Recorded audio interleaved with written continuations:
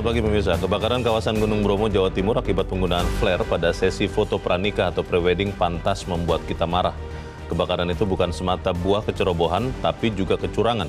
Kecurangan menggunakan status wisatawan itu menunjukkan itikat buruk, kelicikan, ketidakjujuran, dan kecerobohan yang hingga saat ini telah menghanguskan 274 hektar kawasan Bromo dan itu harus dijerat hukum. Pemirsa, inilah editorial Media Indonesia di hari ini Rabu 13 September 2023 dengan tema Pelajaran Mahal Kebakaran Bromo bersama saya Leona Samosir. Dan Anda semua para pemirsa bisa ikut menyatakan pendapat Anda dengan menelepon nomor telepon 021 583 9900. Dan pemirsa, pagi ini telah hadir bersama saya anggota Dewan Redaksi Media Group Arief Suditomo. Mas Arief, selamat pagi. Pagi, Leo. Sehat-sehat, Mas? Alhamdulillah. Kita bicara sesuatu yang tadinya kita kira tidak mungkin terjadi, tapi ternyata terjadi di Bromo. Tapi sebelum kita bahas itu, Mas Arief dan pemirsa, kita lihat dulu beberapa berita yang diperhatikan Media Indonesia. Yang pertama, ini adalah headline Media Indonesia untuk hari ini. Anda bisa lihat di harian Anda, pemirsa. Koalisi Perubahan kian solid.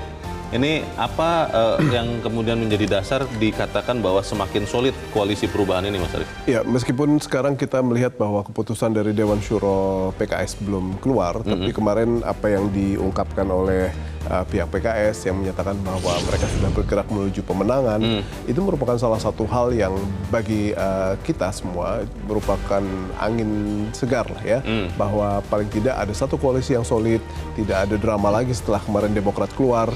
Dan dari awal sampai akhir mereka datang di markasnya PKS, tidak ada satupun dahi yang berkerenyit gitu ya, semua penuh senyum dan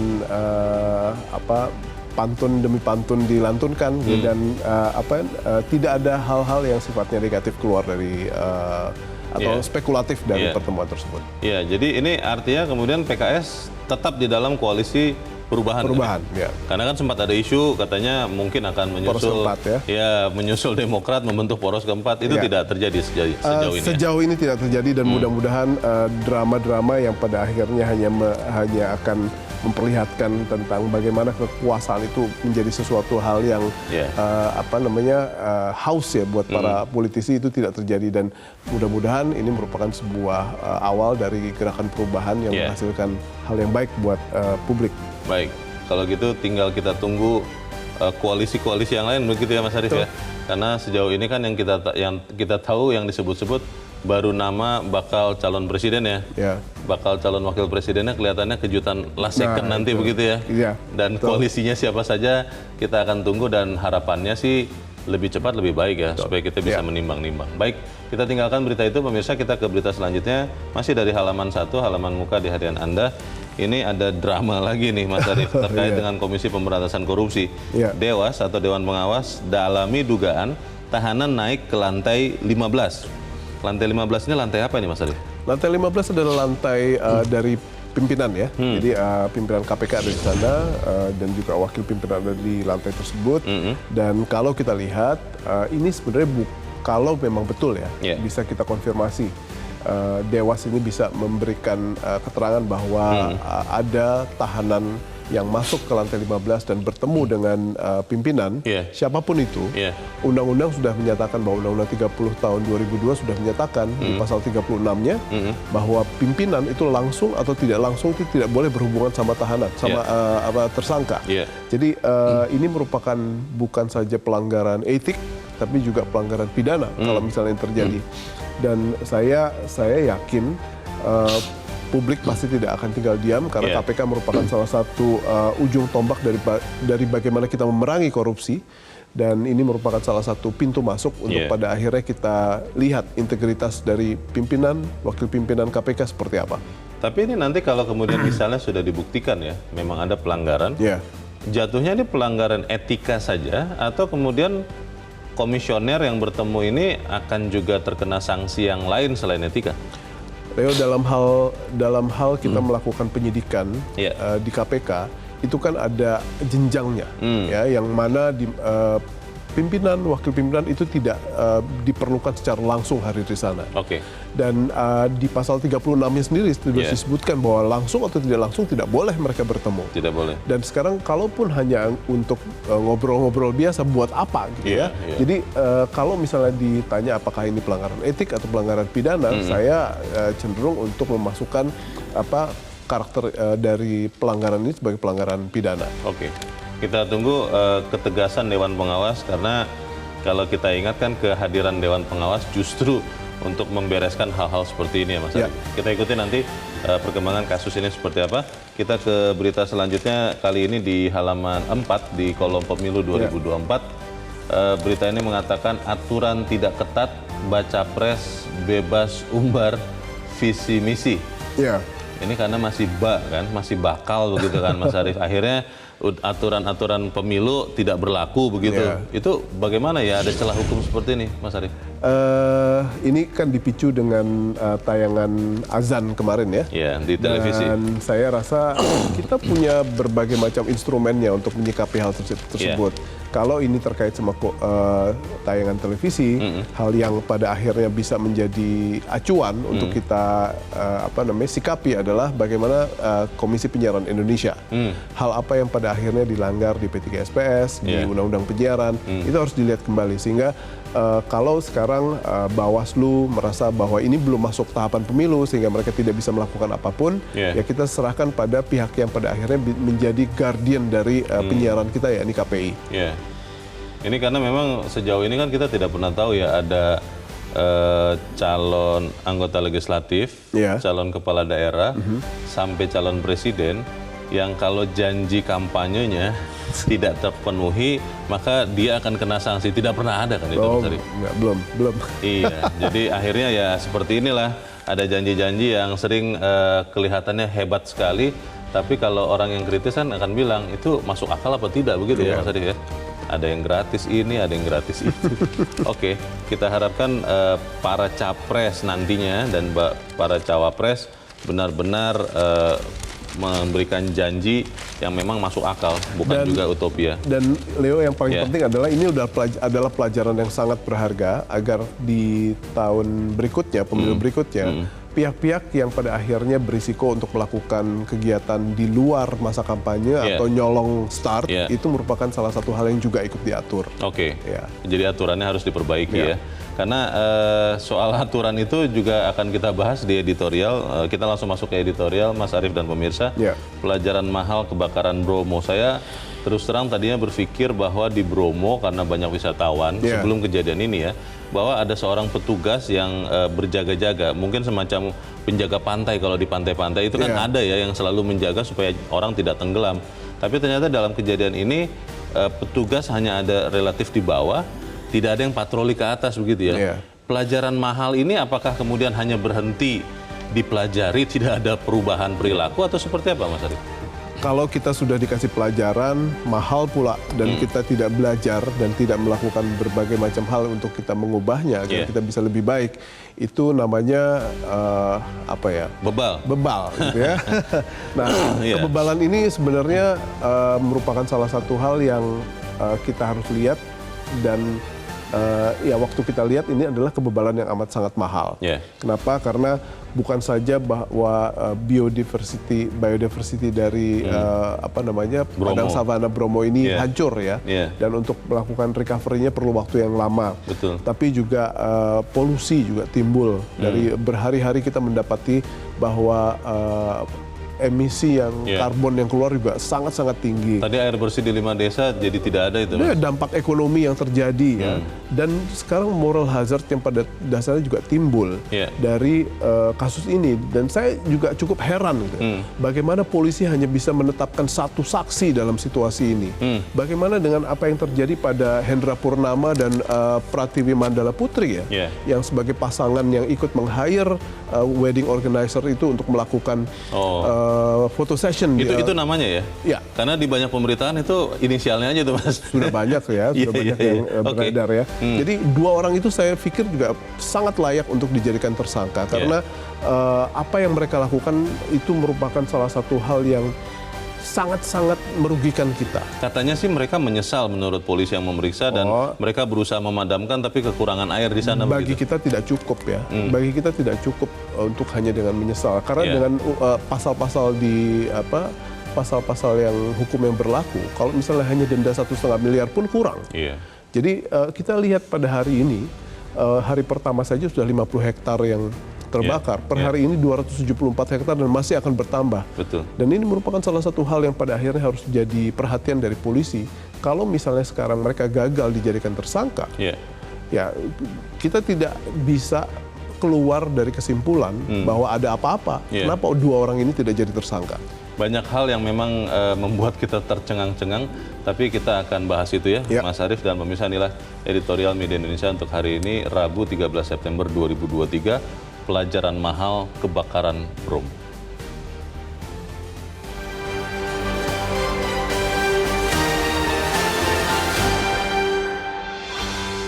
Pelajaran mahal kebakaran Bromo.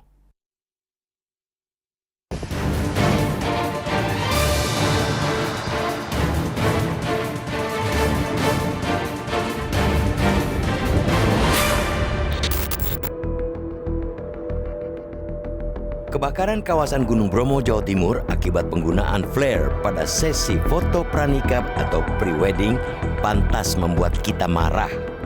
Kebakaran itu bukan semata buah kecerobohan, melainkan juga kecurangan. Rombongan pre-wedding itu hanya membeli tiket daring yang diperuntukkan wisatawan. Padahal kegiatan komersial termasuk pre-wedding di kawasan Taman Nasional Bromo Tengger Semeru semestinya menggunakan surat izin masuk kawasan konservasi. Kecurangan dengan menggunakan status wisatawan itu sudah menunjukkan itikat buruk yang lebih dari sekadar ingin masuk secara murah, sebab dengan tiket wisatawan, pengunjung tidak diharuskan melampirkan perincian bentuk kegiatan dan daftar peralatan yang dibawa. Dua hal itu termasuk dalam hal syarat mendapatkan simaksi.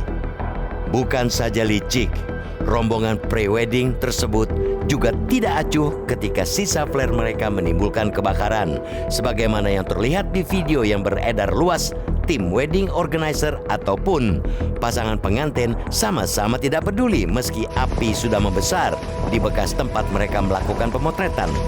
Kelicikan, ketidakjujuran dan kecerobohan yang hingga saat ini telah menghanguskan 274 hektar kawasan Bromo itu harus dijerat hukum.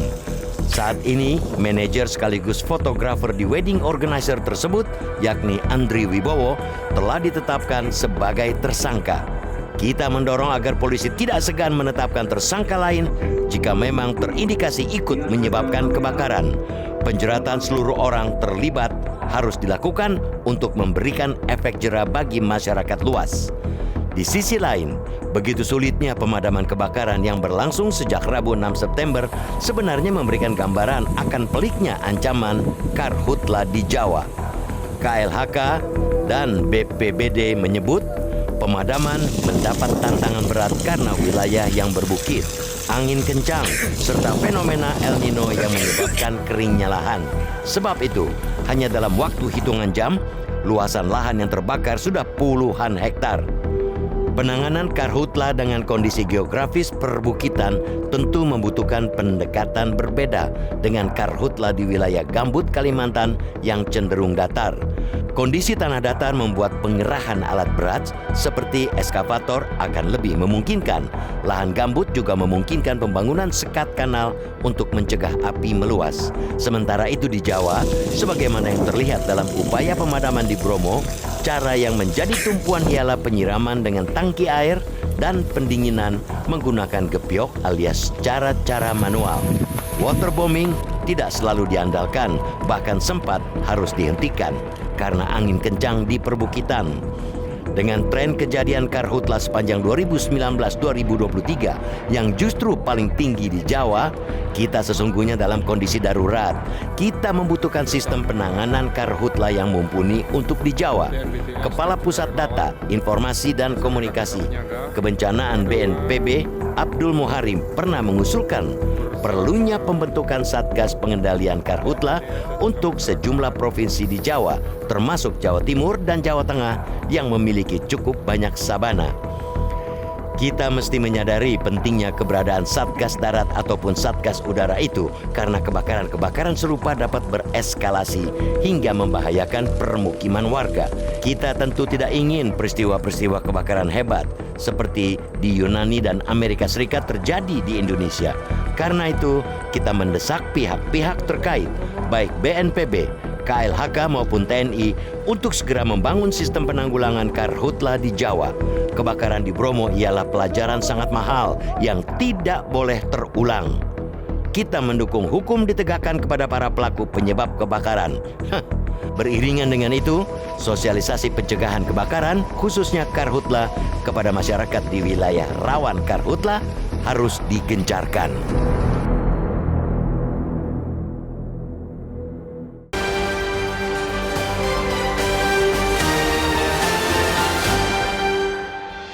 Di bagian berikut Anda bisa ikut menyatakan pendapat Anda terkait dengan editorial pagi ini. Pemirsa, untuk saat ini tetaplah bersama kami.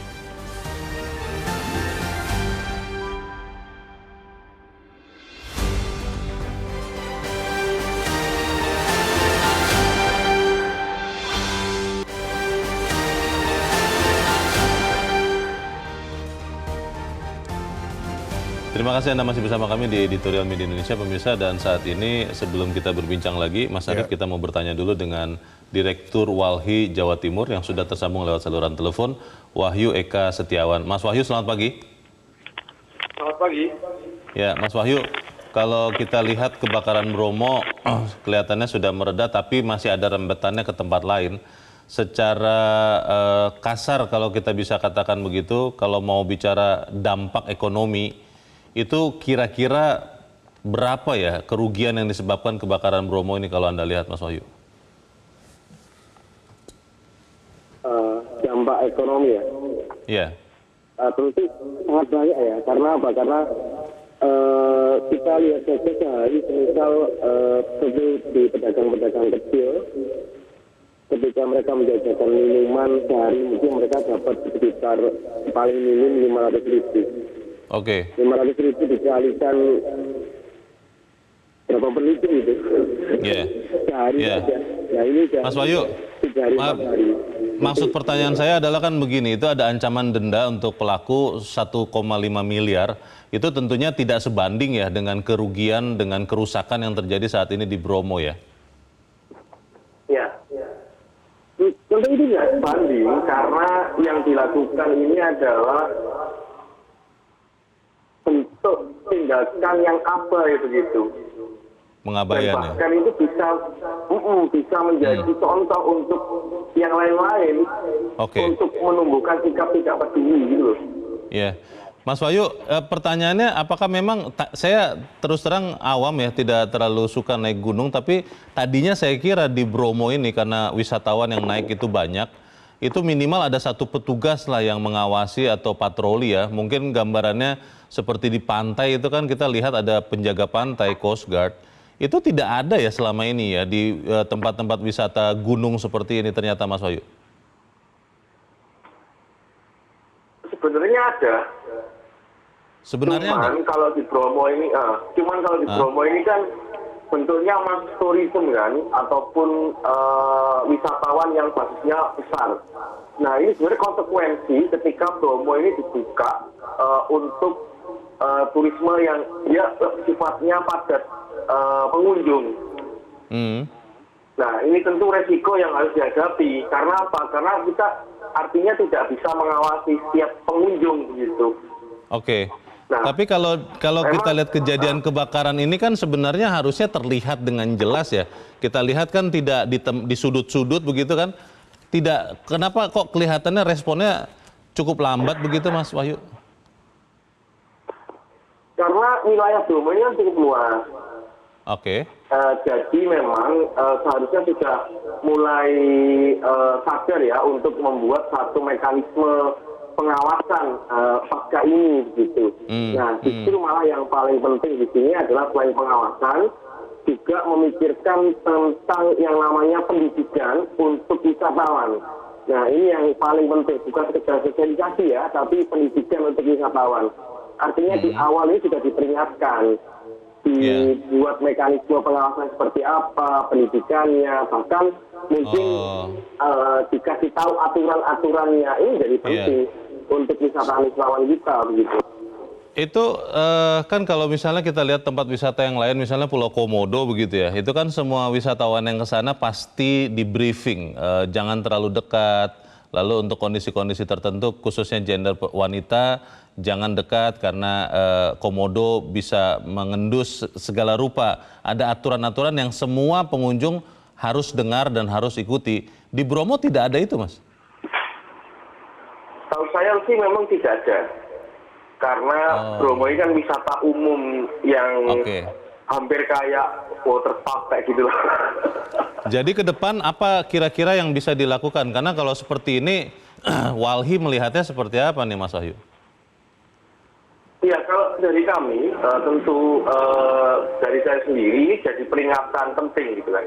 Karena Bromo ini adalah kawasan sakral yang dia secara kultural punya nilai untuk masyarakat Tengger. Nah, konsekuensi dibukanya untuk turisme massal di wilayah sana begitu, tentu itu adalah dampak secara sosial begitu kepada masyarakat Tengger tentu. Nah, belum lagi dampak-dampak yang lainnya. Tentu hal ini akhirnya ya harus membuka satu pikiran begitu, terutama membuat tadi mekanisme pengawasan, pendidikan pada wisatawan, dan mulai membuat sistem peringatan dini. Nah, ini yang menjadi penting untuk kedepannya. Serta penting juga untuk kita wilayah TNBTS ini nantinya belajar dari Bromo begitu. Karena TNBTS ini akan mulai dibuka untuk wisatawan banyak juga begitu melalui skema strategi pariwisata nasional. Oke. Baik. Nah, ini yang sedang kami sampaikan begitu. Oke. Kita berharap kita benar-benar belajar dari kebakaran Bromo ini. Para pihak yang menyebabkan harus dihukum berat, tapi juga harus ada perbaikan sistem. Terima kasih Direktur Walhi Jawa Timur Wahyu Eka Setiawan sudah mencerahkan kami. Selamat pagi Mas Wahyu. Mekanisme pengawasan itu kan harusnya nomor satu ya Mas Arief ya. Kalau dengar cerita dari rekan Iqbal Himawan beberapa kali baru saja naik ke Gunung Gede Pangrango kalau tidak salah, itu sampah masih begitu banyak di sana, dan itu masih banyak pendaki-pendaki yang bukan jalur resmi, sehingga mereka ada jalur-jalur tikus, tidak ketahuan, mereka lah yang tidak punya literasi yang baik, membuat kotor, merusak di sana. Apakah kemudian Bromo dan kawasan-kawasan wisata alam seperti ini benar-benar bisa berbenah setelah kejadian ini? Harus, karena selain perilaku-perilaku manusia yang pada akhirnya bukan hanya akan membahayakan diri sendiri tapi juga orang lain, ini merupakan salah satu hal yang amat nyata untuk memperlihatkan bahwa perbaikan sistem untuk pengawasan dan bahkan sekarang untuk mitigasi karhutlanya juga harus diperbaiki, karena salah satu hal yang kita akan hadapi terus-menerus adalah perilaku masyarakat yang masih banyak belum menyadari tentang bagaimana aset bangsa kita untuk bisa kita pelihara baik-baik. Dari mulai cuma pendaki yang tidak tahu kebersihan sampai dengan dua sejoli yang amat sangat ignoran ya untuk bisa memelihara aset bangsa kita, dalam hal ini kawasan Bromo yang bukan saja indah, punya biodiversity yang bagus, tapi juga sakral buat masyarakat Tengger. Dan ini merupakan salah satu hal yang harus kita serukan kepada polisi agar dalam hal penyidikan ini tidak boleh merupakan penyidikan yang berat sebelah atau diskriminatif. Ada dua orang yang belum jadi tersangka, itu harus segera dilakukan. Itu calon pengantinnya itu ya? Ya. Kalau kita melihat sebetulnya beberapa wilayah wisata ya, Mas Arief, kalau saya ambil contoh kawasan Baduy, itu kita tahu ada Baduy dalam, Baduy luar, dan saudara-saudara kita di Baduy dalam benar-benar memproteksi diri dengan membatasi orang untuk masuk, atau bahkan tidak bisa masuk sama sekali. Dan itu dengan kearifan lokal akhirnya bisa menjaga mereka juga. Kalau melihat kejadian di Bromo, apakah kemudian akhirnya masyarakat-masyarakat lokal di kawasan wisata harus melakukan itu juga? Karena kelihatannya kejadian kebakaran sebegini hebat bisa terjadi, kan artinya ada yang lalai, ada yang abai untuk mencegah hal seperti ini. Ya, ini merupakan sebuah bukti bahwa semua pihak harus berbenah. pemerintah lokal, masyarakatnya Yeah. juga harus bertindak ya, karena kalau kita bandingkan dengan Baduy, ini wilayah Bromo ini sangat-sangat luas gitu ya, untuk melakukan penjagaan setiap incinya tidak mungkin. Dan tapi dengan melihat apa yang kita hilang ya pada hari ini, saya pikir tidak mungkin lagi kita tidak memperbaiki mekanisme pengawasan. Ada pihak yang datang tanpa perizinan, ada pihak yang datang dengan membawa berbagai macam hal yang amat sangat berbahaya buat lingkungan. Itu tidak mungkin kita lepas begitu saja lagi, karena selain dampak ekonomi yang terjadi, ini juga merupakan salah satu kerugian besar kita, karena yang rugi kita semua, karena satwa-satwa, anggrek langka juga hilang. Dan ini merupakan hal yang harus kita jadikan pelajaran amat sangat mahal. Tapi apakah memang akan ada tindakan tegas atau hukuman yang berat bagi para pelaku ini? Karena mungkin tidak apple to apple ya. Tapi saya teringat lagi karena masih di kawasan Jawa Timur, tragedi Kanjuruhan, Mas Arief. Itu sekian ratus saudara kita meninggal, tewas. Itu kan kita tidak melihat ada yang setimpal dengan itu. Para penanggung jawab itu dihukum memang, tapi tidak memenuhi rasa keadilan masyarakat. Ini jangan-jangan karena tidak ada korban jiwa misalnya manusia, ya sudah nanti hukumannya pun ringan dan orang akhirnya melihat tidak apa-apa kok. Bagaimana Mas? Dan hal tersebut merupakan kewajiban kita untuk melakukan pengawasan dan pemantauan. Jadi kalau misalnya sekarang baru hanya orang dari wedding organizer-nya saja yang jadi tersangka. Untuk menjadikan tersangka aja sulit gitu ya, apalagi nanti untuk proses selanjutnya gitu ya. Jadi ini merupakan kewajiban kita untuk melakukan pengawalan, Leo. Karena sekarang kita lihat kebakaran dari 50 hektar jadi 270-an hektar dan masih berlangsung. Dan sekarang sudah merambah pada 3 kabupaten, wilayahnya Lumajang, Pasuruan, dan Malang. Ini kurang apa lagi gitu ya, aksi dari 2 sejoli yang pada akhirnya amat sangat tidak bertanggung jawab. Dan ini merupakan salah satu hal yang harus kita serukan bersama-sama, bahwa proses penanganannya bukan saja proses penanganannya bukan karena mereka pengusaha gitu ya, yang mungkin bisa punya akses untuk melakukan banyak hal. Jadi ini merupakan salah satu hal yang harus kita perjuangkan agar proses penyidikan itu berlangsung adil, harus berlangsung dengan amat sangat mencerminkan apa yang pada akhirnya dirugikan oleh mereka.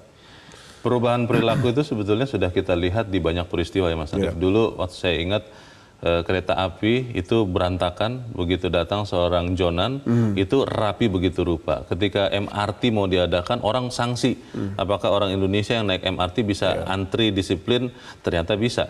Dan kita lihat misalnya di bandara, kita tahu persis tidak boleh ada bercanda tentang bahan peledak karena itu terlarang di sana dan itu dipatuhi. Kenapa di Bromo ini seakan-akan ada kelolosan, ada kelalaian perilaku untuk menjaga alamnya? Masalahnya ada di mana sebetulnya? Kita akan bahas di bagian berikut. Pemirsa tetap bersama kami, Editorial Media Indonesia segera kembali.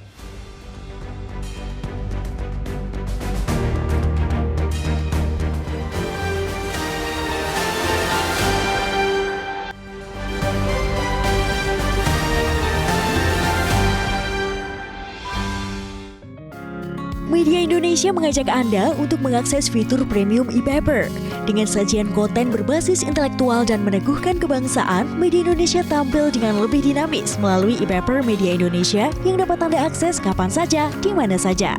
Caranya mudah, download aplikasi Media Indonesia di Android atau ketik link e-paper.mediaindonesia.com atau bisa scan QR Code pada layar kaca Anda. Klik tab e-paper di bagian samping layar tablet Anda, daftarkan data diri, serta pilih paket berlangganan e-paper Media Indonesia sesuai dengan kebutuhan Anda. Nikmati juga bonus spesial tambahan 4 halaman rubrik fokus setiap hari. Semua bisa Anda dapatkan hanya di e-paper Media Indonesia. Untuk informasi lebih lanjut, hubungi customer service di nomor 0811 1201 2018 atau kunjungi media sosial @Media Indonesia. Media Indonesia, referensi bangsa. Terima kasih pemirsa, Anda masih bersama kami di Editorial Indonesia dan saat ini waktunya kita, Mas Arief, sebelum kita lanjutkan diskusi untuk mendengarkan pendapat dari pemirsa Metro TV. Kita sudah tersambung dengan pemirsa Metro TV di Tangerang, Banten. Ada Pak Heru. Pak Heru, selamat pagi. Pagi, Bang Leo. Selamat pagi, Pak Heru. Bagaimana Pak Heru? Bang Leo. Pak. Iya, silakan Pak Heru. Saya sih selaku rakyat mengharapkan untuk aparat hukum, apapun alasannya, apabila dengan cara seperti ini harus diberi sanksi yang berat, tuntutan yang denda yang besar juga, karena istilahnya udah merusak istilahnya hutan yang ada di negara kita gitu. Karena kan ini faktornya istilahnya kesengajaan, bukan istilahnya karena kelalaian, karena faktor alam gitu loh. Ini istilahnya orang-orang yang benar-benar kalau katakan nggak punya akhlak lah istilahnya gitu. Iya. Pak Heru suka naik gunung juga tidak, Pak? Ya enggak sih, dalam artian gini ya, istilahnya apapun istilahnya yang ada di Indonesia ini kan kita harus kita jaga kelestariannya kan, karena manfaatnya itu kan istilahnya untuk menjaga kelestarian alam. Maksud saya ini Pak Heru, gitu kan. kalau kemudian mekanisme pengawasan di Bromo dan juga mungkin di sekian tempat wisata alam lain tidak diperbaiki, kan akhirnya yang seperti ini bisa terulang lagi ya. Kalau menurut Anda, bisa tidak kemudian setelah kejadian kebakaran hebat di Bromo dan sekitarnya, ada perbaikan sistem pengawasan sehingga hal serupa bisa tercegah? Anda yakin itu bisa terjadi tidak, Pak Heru? Kalau ada niat baik dari aparat pejabat kita bisa, tapi kalau istilahnya dianggapnya ini musibah alam aja, lupa begitu aja ya tetap bisa berulang lagi gitu. Baik. Jadi harus ada benar-benar perbaikan dari sistem penjagaan hutan. Jadi harus ada niat baik para pemimpin ya, atau para stakeholders di situ untuk memperbaiki sistem pengawasan. Terima kasih Pak Heru dari Tangerang, Banten sudah menyatakan pendapat Anda. Selamat pagi Pak. Di belakang Pak Heru ada Pak John Veto di Batam, Kepulauan Riau. Pak John, selamat pagi. Selamat pagi Bung Leo, selamat pagi Mas Arif, salam sehat selalu. Ya. Salam sehat Pak John. Silakan Pak, pendapat Anda Pak. Ya, pelajaran mahal kebakaran Bromo. Jadi ini dari kebakaran ini udah berapa, hampir seminggu ini.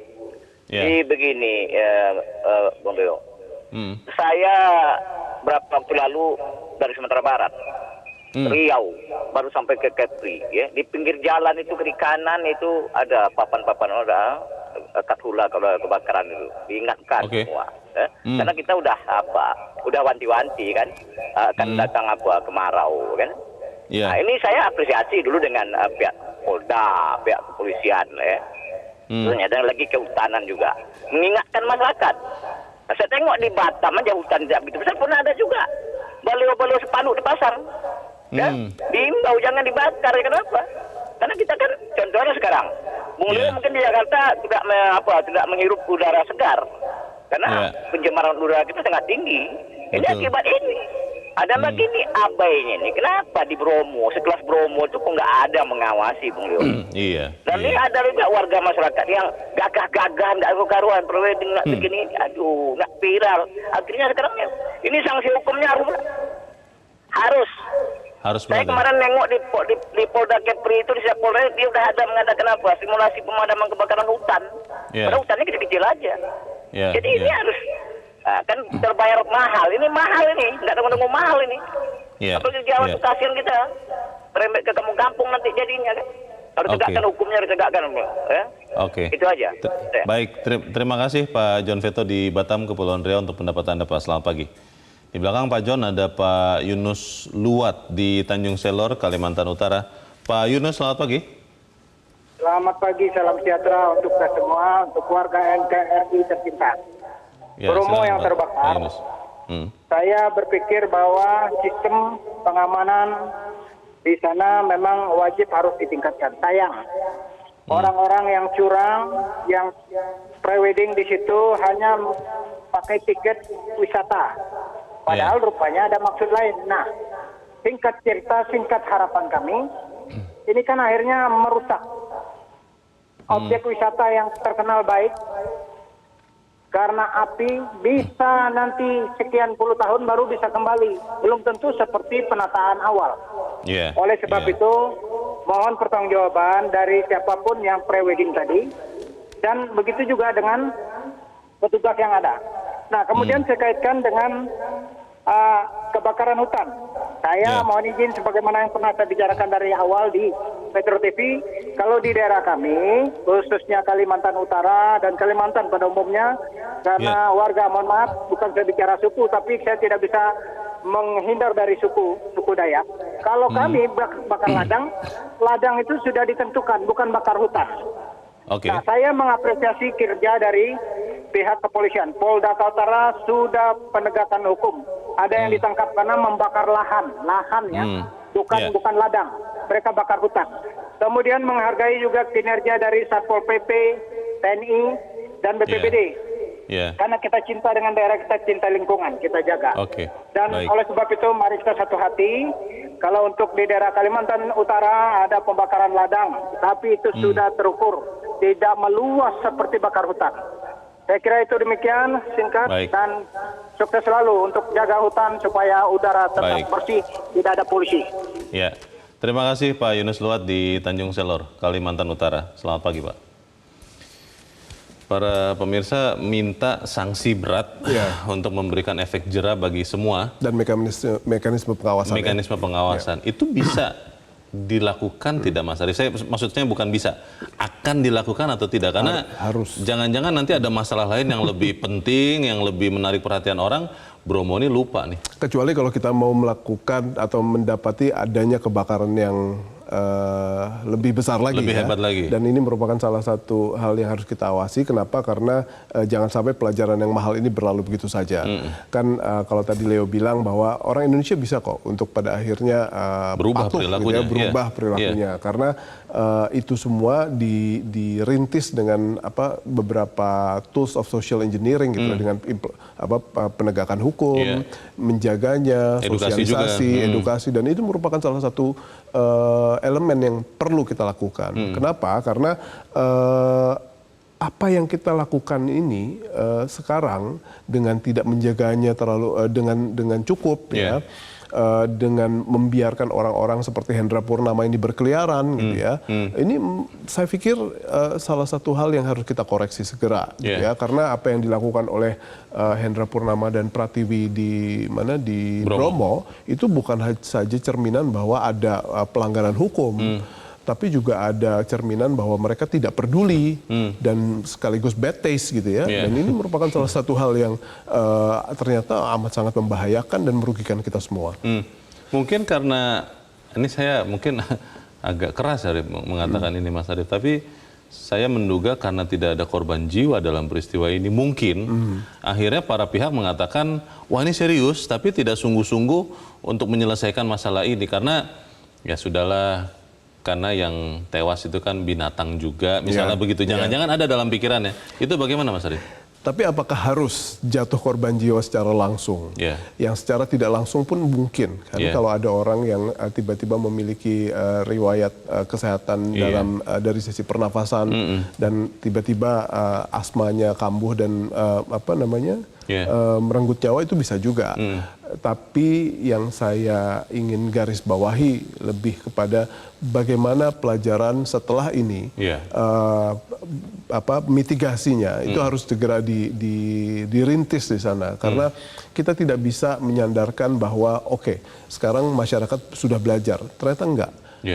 Sekarang yang harus kita awasi adalah perilaku masyarakat itu sendiri yang pada akhirnya tidak bisa kita pegang. Dari mulai pencinta alam yang ternyata tidak mencintai alam dengan nyampah gitu. Itu kan hal yang kecil. Sampai orang yang datang sengaja dengan melakukan pembakaran-pembakaran yang tidak bertanggung jawab. Kalau melihat dari dua orang yang berfoto ini Mas Arief, saya asumsikan mereka bukan orang yang berpendidikan rendah. Mereka pengusaha dan kemungkinan kalau saya berasumsi mereka berpendidikan cukup. Artinya mereka tahu persis bahwa ketika flare itu dinyalakan, ada percikan api yang bisa membuat kebakaran. Mereka tahu tapi kemudian tetap terjadi juga. Artinya apakah memang ini adalah gambaran kita semua, masyarakat umum, yang kemudian melihat menjaga alam itu jauh dari diri kita, itu urusan orang lain, bukan urusan saya. Harus dijaga, tapi bukan saya, begitu? Atau ini memang hanya kasus ini saja? Kita semua masyarakat Indonesia masih mencintai alam, menjaga lingkungan kita. Seperti apa, Mas? Saya pikir ini merupakan salah satu dari cerminan kita ya. Bahwa dia datang hanya sekedar untuk foto-foto, setelah itu adalah tempat yang mungkin dia tidak akan datangi lagi seumur hidup, tapi hanya untuk mendapatkan sebuah gambar yang bagus, gambar yang bagus. Yang baik. Dan ketidakpedulian seperti ini yang pada akhirnya harus kita kampanyekan. Bahwa ketidakpedulian seperti pasangan Hendra dan Pratiwi ini merupakan salah satu ketidakpedulian yang merugikan kita semua.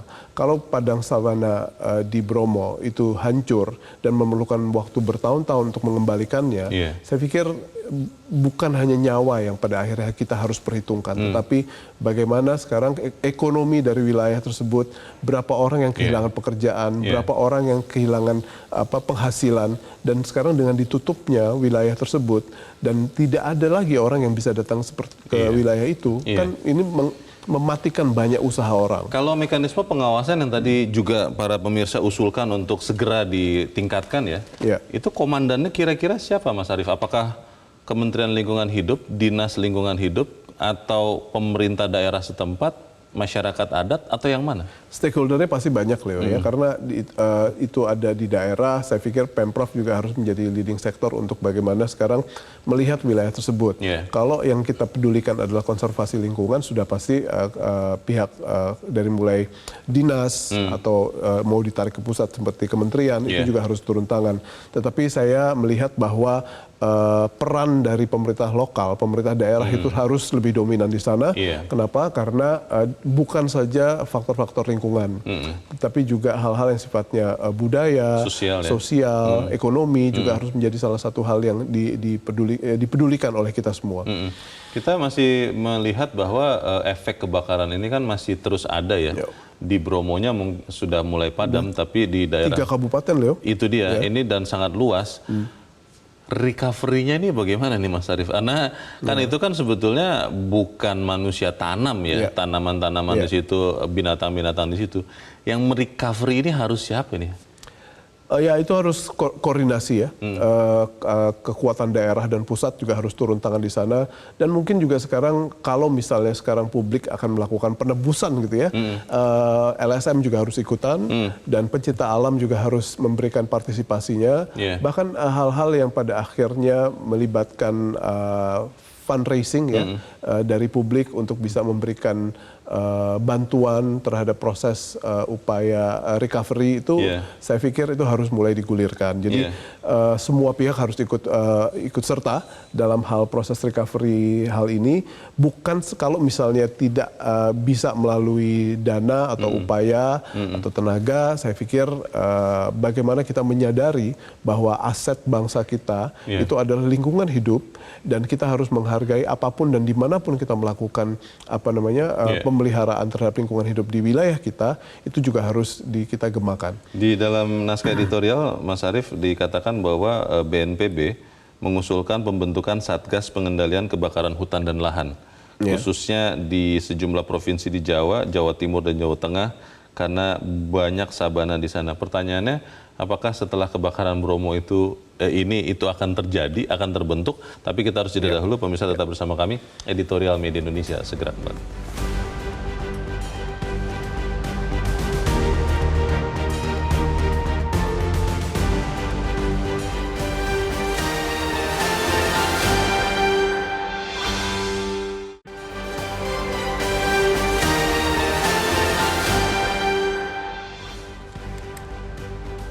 Terima kasih pemirsa, Anda masih bersama kami. Kita ada di bagian akhir diskusi kita pagi ini. Kalau melihat apa yang terjadi ini, Mas Arief, saya khawatir ya, jujur khawatir. Ketika apinya benar-benar padam di sekitar Bromo, kita juga akhirnya keinginan untuk memperbaiki perilaku itu padam juga begitu. Kita lupa dengan apa yang terjadi. Supaya itu tidak terjadi bagaimana, Mas? Ini merupakan sebuah upaya yang tiada akan henti, dan kita sebagai media harus merupakan pihak yang mengkampanyekannya terus-menerus, karena salah satu elemen yang paling amat sangat berpengaruh adalah kesadaran masyarakat. Kesadaran masyarakat inilah yang harus kita bahas. Tidak perlu jauh-jauh, Leo, bagaimana sekarang kita menghadapi situasi open burning di Jakarta yang merupakan salah satu kontributor yang cukup dominan dalam hal polusi, menciptakan polusi. Itu merupakan salah satu hal yang belum pernah bisa kita atasi. Open burning tidak boleh, ada perda atau pembakaran sampah itu tidak boleh. Tidak boleh ya? Dan ada perdanya di Jakarta, dan itu belum bisa diatasi. Orang terdekat di sekitar kita, di wilayah kita Masih tinggal, bakar. itu masih melakukan Terbuka. pembakaran sampah. Iya. Dan itu saja yang pada dasarnya merupakan salah satu hal yang harus kita atasi. Sepanjang kita belum bisa mendapatkan bahwa kesadaran masyarakat untuk bisa mengurangi risiko-risiko yang berbahaya buat dirinya dan orang lain, saya pikir ini tidak akan selesai, dan ini perjalanan yang masih panjang untuk meningkatkan kesadaran masyarakat. Tetapi di satu sisi hukum juga harus bertindak, ya. Jadi pihak-pihak yang pada akhirnya melakukan menimbulkan kerugian atas apa yang mereka lakukan itu harus berhadapan dengan hukum, karena saya percaya bahwa hukum adalah salah satu alat, salah satu tools dari social engineering yang amat sangat berpengaruh dalam menghantarkan kita pada cita-cita yang sebaiknya. Dan dalam hal menjaga atau mencegah hal serupa terjadi di Bromo dan di tempat wisata yang lain, saya rasa juga sekian kementerian, lembaga juga harus ikut ya. Berkoordinasi dan pemerintah daerah. Betul, Kementerian Pariwisata Ekonomi Kreatif tidak cukup mungkin hanya dengan mengatakan minta dihukum berat tanpa kemudian menerjunkan personilnya untuk mengamankan tempat pariwisata itu. Betul. Terakhir Mas Arief, apa yang kita bisa harapkan dari kita semua supaya kita juga berkontribusi mencegah hal serupa terjadi dari diri kita lah? Ya, kita harus memang menyadari bahwa lingkungan kita adalah masa depan kita. Lingkungan kita bukan hanya untuk kita saja, tapi juga buat anak cucu kita dan generasi mendatang. Dengan pemahaman seperti itu, kita akan menjadi individu yang tidak selfish, ya. Kita tidak egois, tidak memikirkan diri sendiri, tapi kita punya generasi mendatang yang pada akhirnya harus punya hak yang kurang lebih sama dengan kita untuk menikmati alam. Kita usahakan itu supaya terjadi, dan semoga kita juga tidak lupa ya akan apa yang terjadi ini, karena saya jujur khawatir begitu ada peristiwa-peristiwa lebih hebat, Mas, lebih besar, lupa juga nih dengan Bromo ini. Tapi semoga itu tidak terjadi. Mas Arief Suditomo, terima kasih sudah hadir di tempat ini. Selamat pagi, Mas. Pagi, Leo. Pemirsa, kita mesti sadar pentingnya keberadaan Satgas Darat maupun Satgas Udara, karena kebakaran-kebakaran serupa dapat membesar hingga membahayakan pemukiman warga. Karena itu kita mendesak pihak-pihak terkait, baik BNPB, KLHK hingga TNI, untuk segera membangun sistem penanggulangan kebakaran hutan dan lahan di Jawa. Kebakaran di Bromo adalah pelajaran sangat mahal, tidak boleh terulang. Kita dukung hukum ditegakkan kepada para pelaku kebakaran ini. Beriringan dengan itu, sosialisasi pencegahan kebakaran, khususnya Karhutla, kepada masyarakat di wilayah rawan kebakaran hutan dan lahan harus digencarkan. Mari kita sama-sama jaga lingkungan kita. Saya Leonard Samusi, berterima kasih Anda sudah menyimak editorial Media Indonesia pagi ini.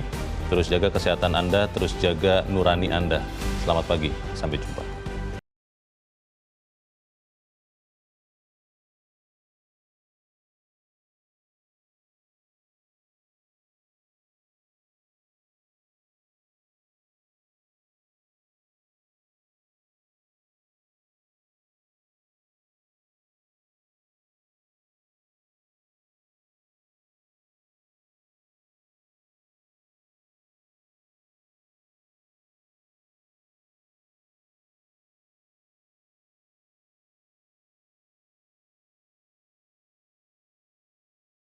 Jelajahi cara baru mendapatkan informasi. Download Metro TV Extend sekarang.